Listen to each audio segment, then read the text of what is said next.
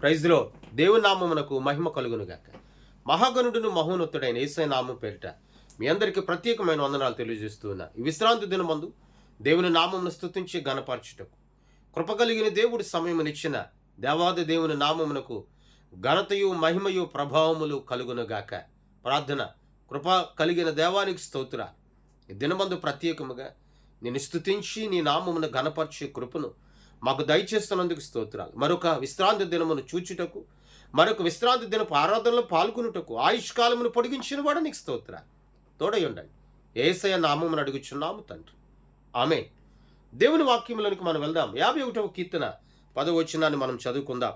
దేవా నా యందు శుద్ధ హృదయము కలుగజేయం, నా అంతరంగములో స్థిరమైన మనసు నూతనముగా పుట్టించుము. ఈ మాట కీర్తనకాడైన దావీదు, రాజుగా ఉన్న దావీదు దేవుని పాదాల చెంత అతడు మోకరిల్లి దేవుని పాదములను పట్టుకుని అడుగుతూ ఉన్నాడు, బ్రతిమలాడుతున్నాడు. అయ్యా, ఇదిగో నా హృదయములో, నా అంతరంగములో నూతనమైన మనస్సును పుట్టించు అంటున్నాడు. ప్రియ దేవుని బిడ్డ, ఈ విశ్రాంతి దినం ముందు, అనగా 8వ నెలలో మొదటి విశ్రాంతి దినం. ఈ విశ్రాంతి దినం ముందు నువ్వు దేవుని సన్నిధిలో చేర్చబడుతూ ఉన్నావు. ఈ విశ్రాంతి దినం ప్రత్యేకింపబడిన దినం. ఎందుకు అంటే ఆయన శరీరమును, ఆయన రక్తము స్వీకరించే దినం. ఈ రెండింటిని స్వీకరించాలి అంటే మనసు శుద్ధిగా ఉండాలి, అంతరంగం శుద్ధిగా ఉండాలి. టోటల్ నీ దేహం అంతా కూడా యేసుక్రీస్తు ప్రభుల వారి యొక్క రక్తము ద్వారా కడగబడాలి.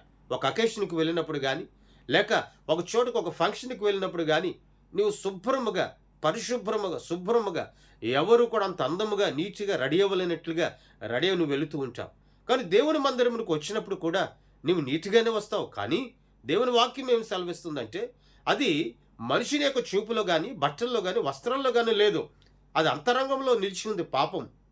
అయితే ఆ పాపం పోవాలి అంటే, అపరాధం పోవాలి అంటే, అపరాధము నుండి దూరపరచబడాలి అంటే నీ జీవితం అనేది నూతనపరచబడాలి. దావీదు బత్షెబతో పాపం చేసిన తర్వాత అతడు మోకరెళ్ళి నాతాను ప్రవక్త హెచ్చరించిన తర్వాత ఆ హెచ్చరిక వినినటువంటి దావీదు మోకరెళ్ళి దేవుని ఎదుట అడుగుతున్నాడు, దేవుని అయ్యా, నా అంతరంగంలో, ఇక్కడ దేవుని వాక్యంలో మనం చూసినప్పుడు, దేవా నాకు శుద్ధ హృదయం కావాలి, నా హృదయం శుద్ధీకరింపబడాలి, నా బ్రతుకు శుద్ధీకరింపబడాలి, నా నేత్రాలు శుద్ధీకరింపబడాలి, నా దేహం శుద్ధీకరింపబడాలి. ఎందుకంటే ఇహలోక పాపం నన్ను అంటుకొని ఉంది, ఇహలోక సంబంధమైన ఈ వ్యతిరేకత నన్ను అంటుకొని ఉంది, ఇహలోక సంబంధమైనటువంటి దుర్బుద్ధులు నన్ను అంటుకొని ఉన్నాయి. వాటి నుండి నా హృదయం శుద్ధీకరింపబడాలి. రెండవది అక్కడ అంచాడు, నా అంతరంగంలో స్థిరమైన మనసు నూతనముగా నాకు పుట్టించు. స్థిరమైన మనసు ఉంది, అస్థిరమైన మనసు ఉంది. ఈ రోజుల్లో చాలామంది అస్థిరమైన మనసుపై ఆధారపడి ఉన్నారు, స్థిరమైన మనసు మీదక. దావీదంటాడు, నా మనసు స్థిరపరచు, నా అడుగులు స్థిరపరచు, నా అంతరంగమును స్థిరపరచు. ఇదిగో నూతనమైన మనసు నాకు కావాలి. నిజమే, నీ మనసు నూతనమైనదిగా మార్చేది ఒకే ఒకటి, అది దేవుని వాక్యం. నీ మనసును సరిచేసేది ఒకటే, దేవుని వాక్యం. నీ అంతరంగ స్వభావాన్ని సరిచేసేది ఒకటే, దేవుని వాక్యం. నీలో ఉన్న ప్రతి ఆలోచనలను, తలంపులను సరిచేసేది ఒకటే, దేవుని వాక్యం. నీ అంతరంగంలో ఉన్న ప్రతి విధమైన ఆలోచనలు సరిచేసేది ఒకటే, అది సజీవమైన దేవుని వాక్యం. ఆ వాక్యమునకు నీ బ్రతుకునిస్తే, నీ మనసునిస్తే, నీ మనసును నూతనముగా మారుస్తాడు నా దేవుడు. ఏ చేతులతో పడితే ఆ చేతులతో, ఏ హృదయంతో పడితే ఆ హృదయంతో వాటిని నువ్వు స్వీకరించడం కాదు, నా దేవుని కృప ద్వారా నువ్వు దర్శింపబడి నూతనమైన మనసు నువ్వు పొందుకోవాలి.